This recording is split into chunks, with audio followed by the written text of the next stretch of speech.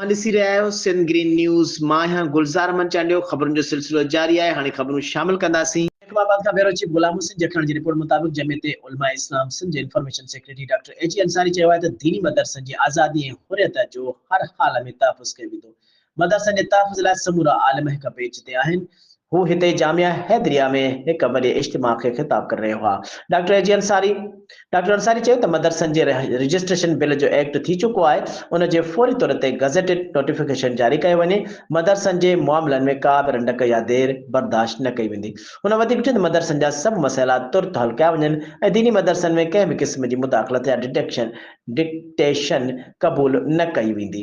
हुन चयो त मदरसनि जा सभई हक़ीक़ी बोर्ड ऐं तनज़ीमूं हिक मौक़िफ़ ते गॾु आहिनि ऐं जेकी मदरसनि जे उसूली मौक़िफ़ खे क़बूल न कयो वियो त सभिनी आलिमनि सां गॾिजी हिक गॾियल ऐं मुतफ़िक़ा लाहे अमल जो ऐलान कयो वेंदो। डॉक्टर अंसारी पार्लियामेंट में मौलाना फज़लुर रहमान तरफ़ां मदरसनि जो केस भरपूर नमूने पेश करण ते खेस ख़िराज तहसीन पेश कयो। इजलास में शहीद डॉक्टर ख़ालिद मोहम्मद सुमरो केस बाबति 20 डिसंबर ते थींदड़ फ़ैसिले में मुअज़्ज़ज़ जज खां क़ातिलनि खे फाही ॾियण जी उमेद जो इज़हार कयो।